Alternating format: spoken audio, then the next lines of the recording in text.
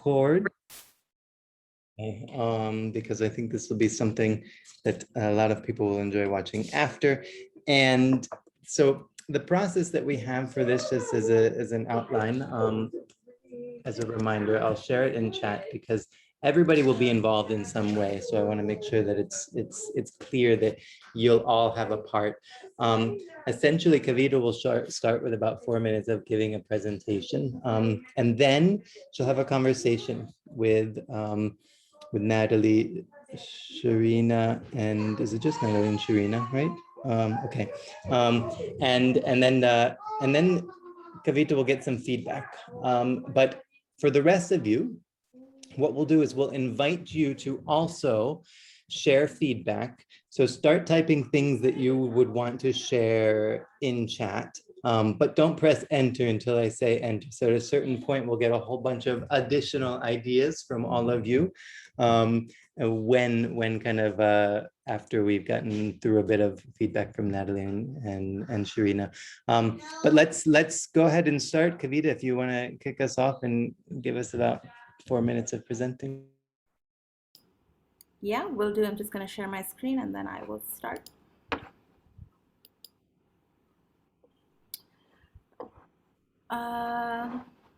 Sorry, let me make sure I have the right one.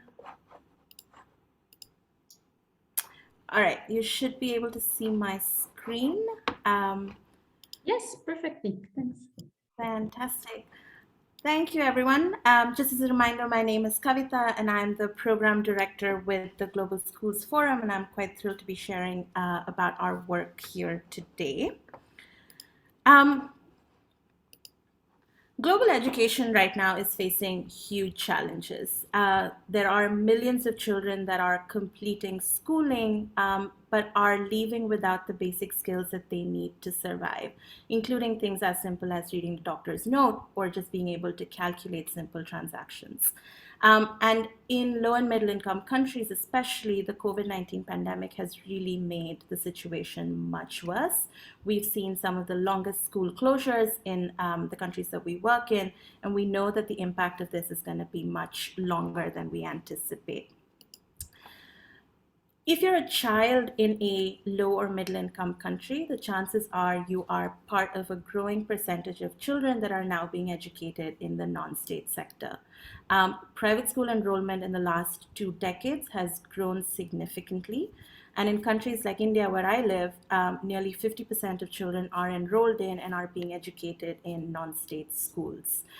So the non-state sector really is playing a critical role in solving the learning crisis. We're also seeing that innovation in the education sector is being driven by non-state organizations. 60% of innovation is coming out of NGOs and for-profit organizations. We also recognize that non-state schools and state schools are part of a larger education system. And while governments really do need to control the quality, accountability of private schools and state schools, we're finding that governments want better advice and information on how to support private schools better. So this is the broad context in which the Global Schools Forum exists. We are a collaborative community of non-state organizations working to systemically improve education for underserved children in low and middle income countries. And all of the members within our community are really united by a common vision of a world in which children can realize their potential through safe access to quality education. So since our inception in 2017, we have really grown our network to 69 organizations that are working across more than 50 countries and are collectively running or supporting 30,000 schools, providing education to nearly 5 million children. Of the organizations within the GSF network, 54 of them are schools and school networks, and the others are organizations that are providing core support like teacher professional development or school leader development or financial services to non-state schools. Our organizations are pretty widely spread across the world. 50% of our members operate in Africa, 25% work in South and Southeast Asia, 9% in Latin America, and then the remaining work across multiple countries in the world. But all of these organizations really are serving some of the most underserved children in the countries that they operate in. So what does GSF do? GSF does three things primarily. One, we recognize that within the non-state sector, there are pockets of excellence working across the world, but these organizations are often not talking to each other or working with each other. So the first part of our work is really continuing to grow this global interconnected learning community. So we will reach out to and bring on board a community of mission-aligned organizations. And then we work to deepen our engagement and learning within the community.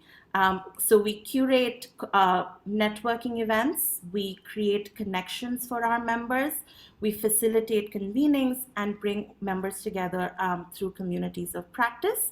But really the network is at the core of the work that we do. The second thing that we do is we recognize that there is a lot of information, knowledge, and expertise within this community that we work with. And so what we are trying to do is generate evidence on what works in education, distill best practice, and take that back to this community. We also support the testing of new ideas with the potential to scale through funding and expert coaching. And all of the learning that is coming out of this process is then diffused back to the community of members that we work with, but also to the broader education ecosystem.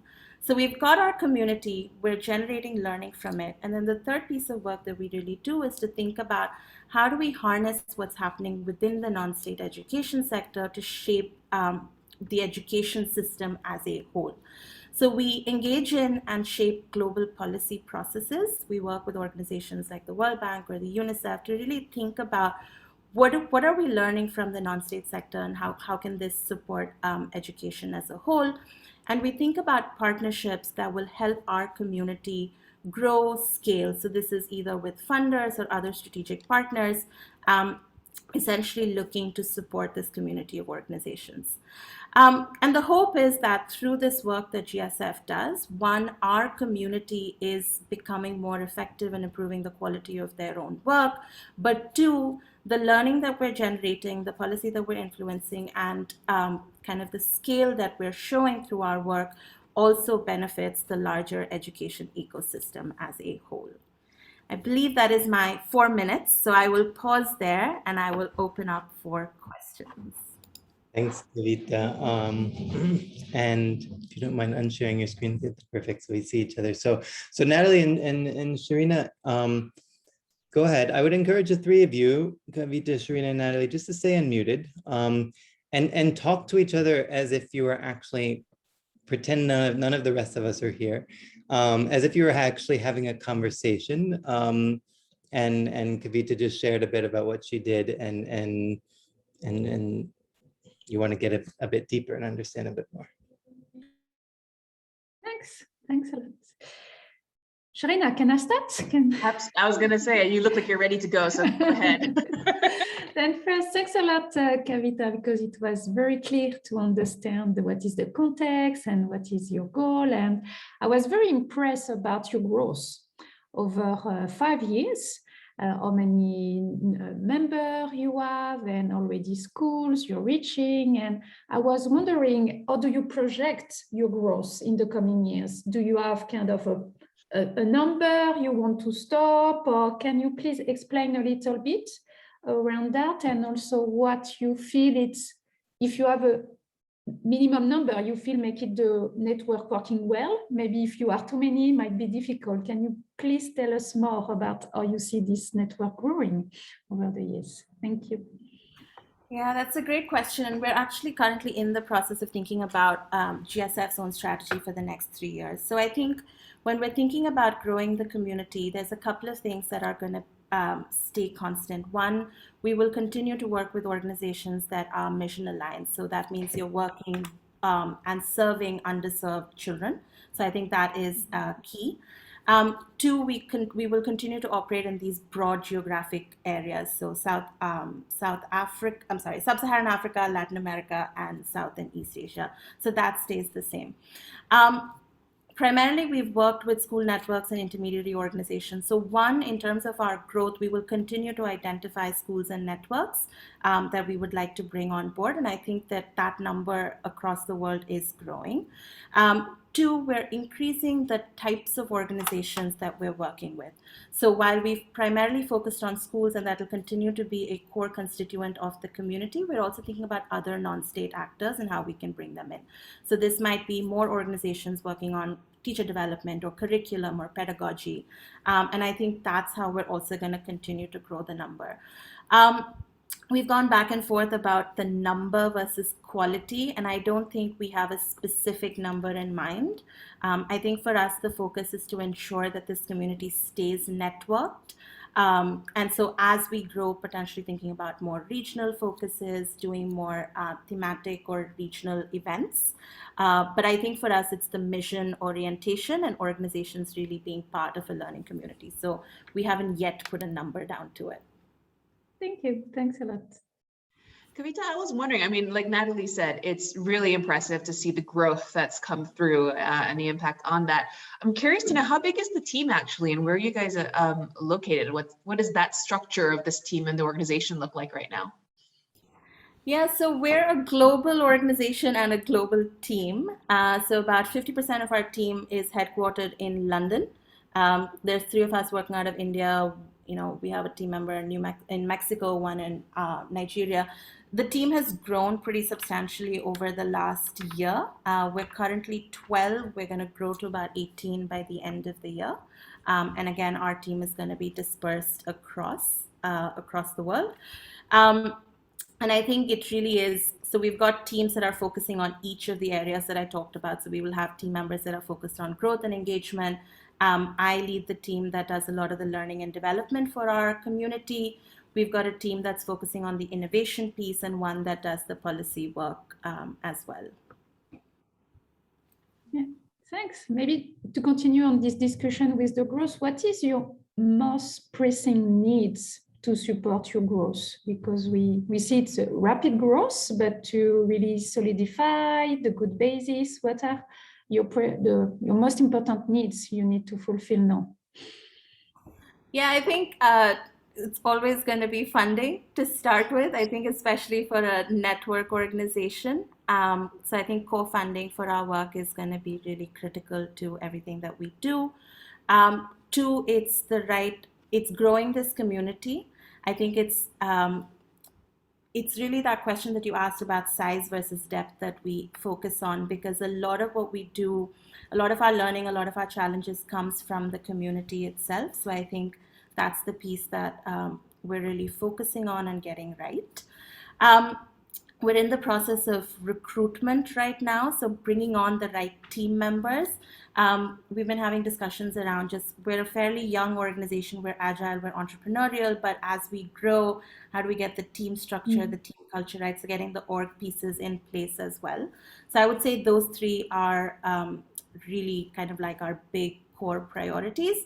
And then continuing to deliver on all of our programmatic aspects. I think just generating data to show that what we're doing works. Really, because we're a network, we're a couple of steps removed from the actual implementation on the ground, really showing the impact of a network organization, helping take some of our some of these innovations to scale, really showing critical changes in policy, etc. I think that would be also a key priority for us. What does your funding look like right now, the breakdown of it? Like how much of it's statutory, how much trusts and foundations, corporate? Do you have a picture of that, of your funding, the sources? Yeah, so we're philanthropically funded by large foundations. So our anchor funders were ARC in the UK. We were incubated by them. We have spun out since. We received funding from UBS Optimus Foundation, Imaginable Futures, IDP Foundation, Vitol Foundation, Jacobs Foundation. So we are, pretty so we have been reliant on philanthropic funding in the past, but I think one of the pieces as we go into our next 3-year strategic period is really thinking about a couple of things. How do we diversify our funding base? So really bringing on more philanthropic foundations, but also corporate funding, and also thinking about revenue streams. I think that's the second piece that we're thinking about. As a network organization, can we charge a member fee? What can we charge for? Are there other revenue streams that obviously won't cover a substantial part of our costs, but it does give us some revenue year on year?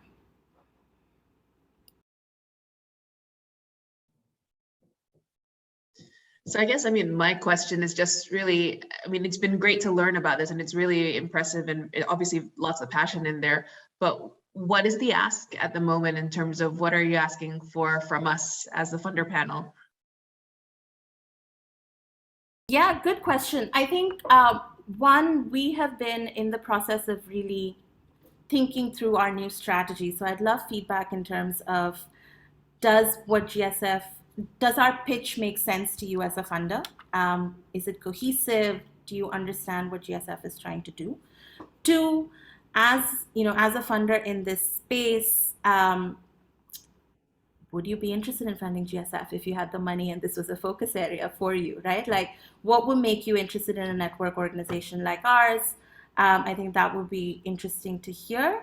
And just any critical feedback on what we can do better or any areas that we haven't explored that we should be thinking about.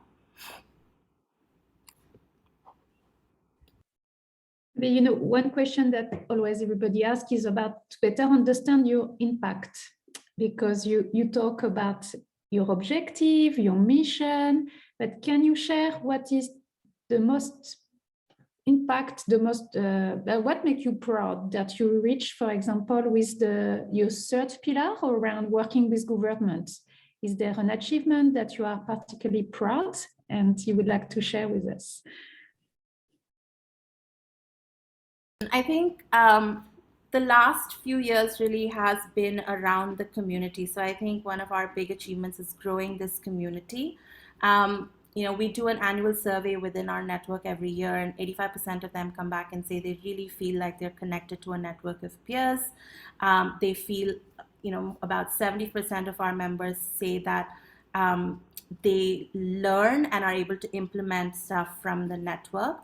We've been able to unlock partnerships and funding for this community, which I think has been really critical. And all of our learning offers that we provide to the community has been really well received. But I think going forward, it is really these couple of things. It is in terms of what is the direct impact that we're seeing. So we want to try and start to track, scale, actual impact on students in these schools. And I think generating evidence around that, I think, is going to be really key for us. And on the policy side, I think, we've really made inroads. We were a partner in the GEMAR report that came out, provided input analysis. So I think we've really established our value within the policy network as well. So that's something that is that we are very proud of. Thank you. So, and Ashti, to your question that you just asked me, we can save the chat, but also anybody who wants to save the chat, you can save the chat yourself. So I encourage you to do that. First of all, big thanks to Kavita for being brave and doing this. This is not an easy ask, and to be, oh, that's my timer. And I think, to be quite honest, it took us time to find somebody who was brave enough to do this for these sessions. So what I want to ask Kavita to do, if you don't mind, is to actually turn off your video. And Shareena and Natalie, you can have a conversation with each other as if kind of it was just the two of you in the room, and you were giving feedback and sharing things that you liked, sharing things that maybe you were confused about, or sharing things that you maybe would have liked to see, or open questions that you had. In a way, if you pretend like this is what happens in the closed door funding room meetings, I would find it really enjoyable because I always wonder what happens after we give these presentations. But for everyone else, and thanks, Kazi, for writing some questions in the chat. I think we're going to encourage you to ask either more questions of things that you're curious about that you would have liked to hear, or other feedback. So listen to Natalie and Shareena, but start typing, but don't click enter yet. At a certain point, I'll prompt you to click enter, so then we start getting a bunch of additional things in chat. If we have time for 1 or 2 people to speak up, we can invite that to happen, but I think we want to use chat in a way that's very participatory so everybody gets a voice. But go ahead, Natalie and Shareena. I feel a little bit bad because I can still see Kavita's name in there, and I feel like I'm talking behind her back. Kavita, this is done with love.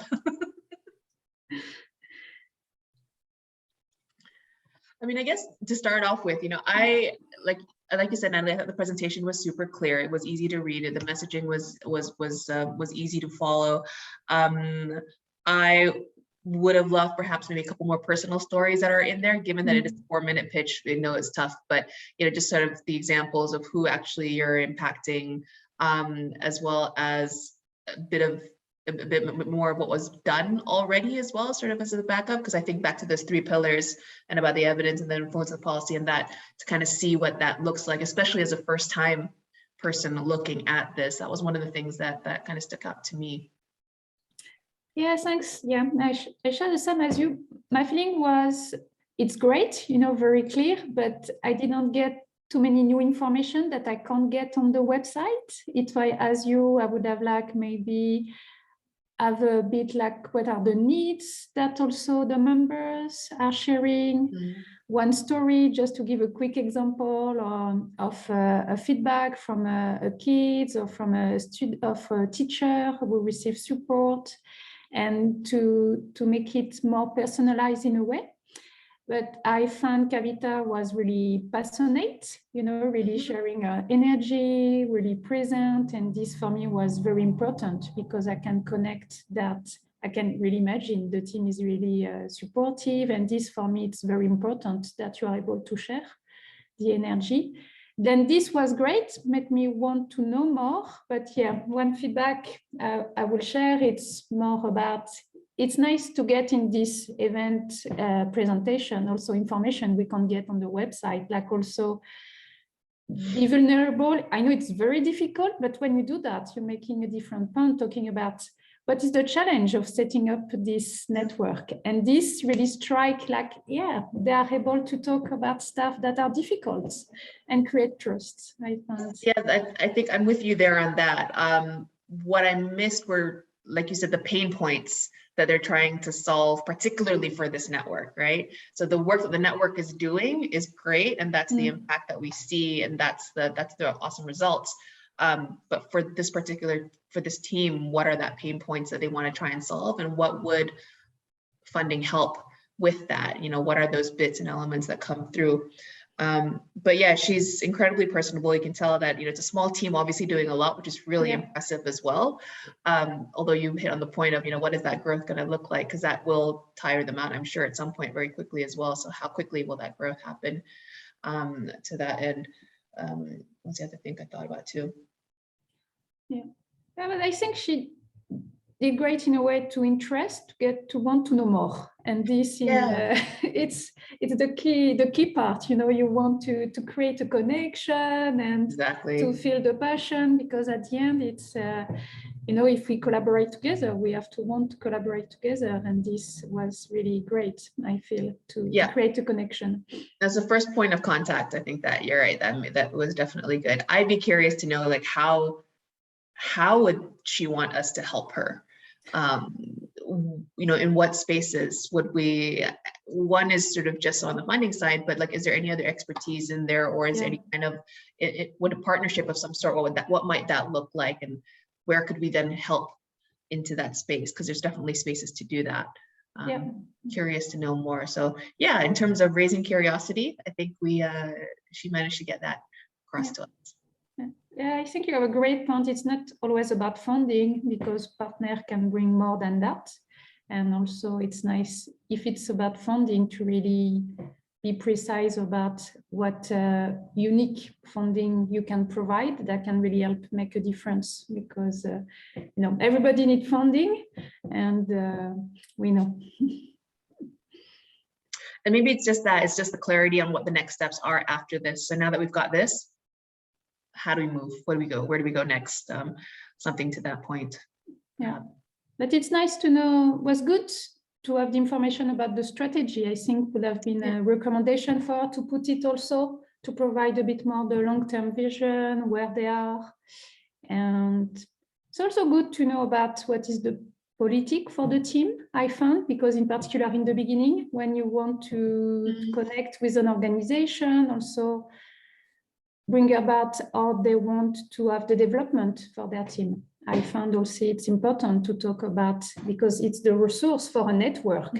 These people, if this team is not well supported and helped in their growth, might be difficult after to run the network.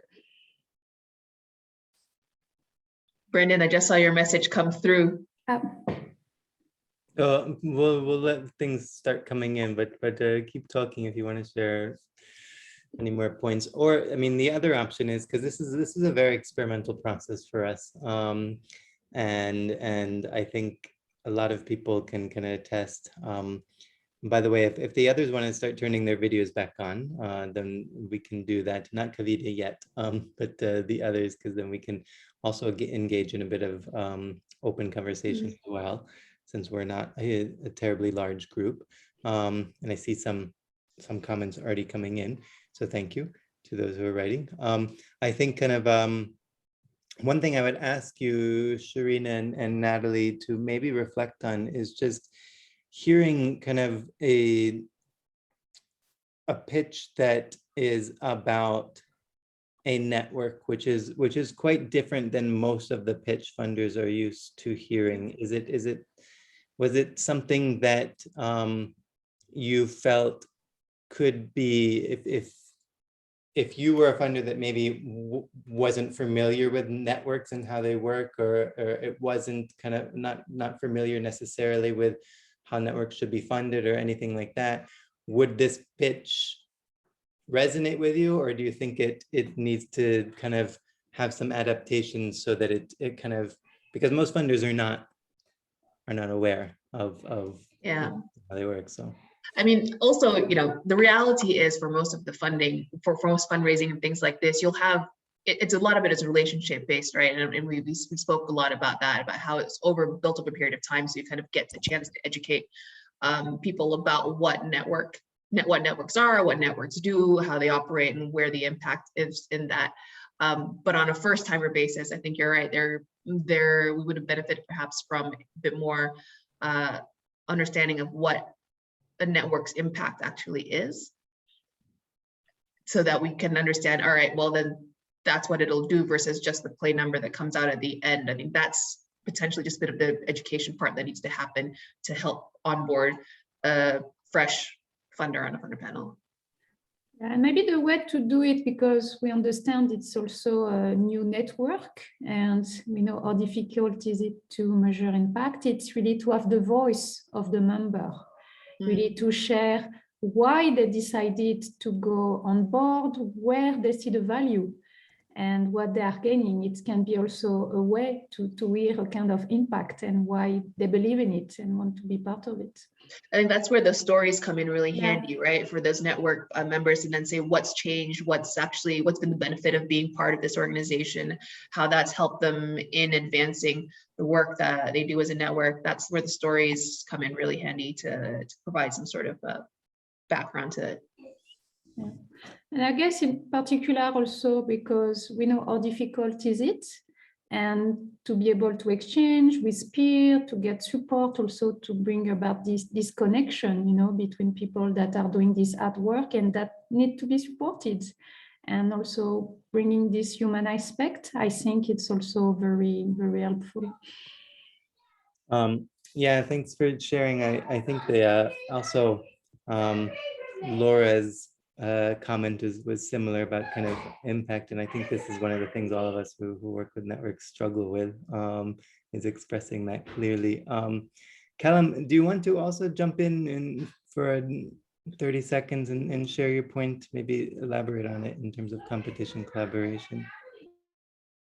Yeah, I'm just not, yeah, it's just hopefully a really simple question is really like, is there a similar organization to yourself that has a different brand, that has similar vision and mission? And if there isn't, that's fantastic. And if there is, why or why not? Would do you collaborate with them, or why would it be better to invest in you than them? Because and it's a bit selfish because the network I have, there's definitely people who do similar-esque work, but not 100% the same. And making that argument, I think, is going to be a bit tricky for me. So I'm just indulging myself, but it's a question for you guys as well. Thanks, Callum. Kavita, can I invite you to turn your video back on? And in our last minute or so, I'd just like you to share maybe one or two things you took away from listening, or even from your presentation, or the comments, or just kind of what feedback you're taking back to this. Yeah, thank you. First of all, I just want to say this has been incredibly helpful. So Ashley, who's on, is actually the founder of GSF, so she's also listening. So I think, so thank you very much for the feedback. I think the big piece that I'm taking away is the member voice, is the voice of the community, the stories. It was tricky in 4 minutes to think about what to put in there, but I think that for us, because we talk about the community really being the heart of what GSF is, and bringing that up front, I think is going to be really critical to our pitch going forward. So thank you for that perspective. The second is around both the impact and the strategy, right? To show what we have done so far and why we're embarking on the next 3 years. I think just doing a cohesive kind of slide or two around that will be really important. And then the third thing, so I will say a third thing, is just in initial conversations, we tend not to have specific asks because we, like the funders, are trying to get to know us. We're also trying to get to know the funders. But I think just having that sense of what a funder can support us with upfront would have been really helpful. I've taken a couple of pages of notes, but these are top 3. Ashley, do you want to add any last comments in 30 seconds or so, since you're also representing Kavita? Any? I just wanted to, I mean, this has been incredibly helpful for me as well, just listening in. First of all, just Kavita has done such a great job, way better than I could have done. So big kudos to her for doing this, and particularly because we're at this really exciting juncture in, you know, our strategy, and, you know, just finalizing the strategy, and to hear her articulate it so clearly was incredible. But also just to hear your insights. I mean, I think you're absolutely right. Like, we need to get more of the voices in there of our members, because that's what excites us. That's what keeps us going. That's what we're, you know, that's why I set GSF up, is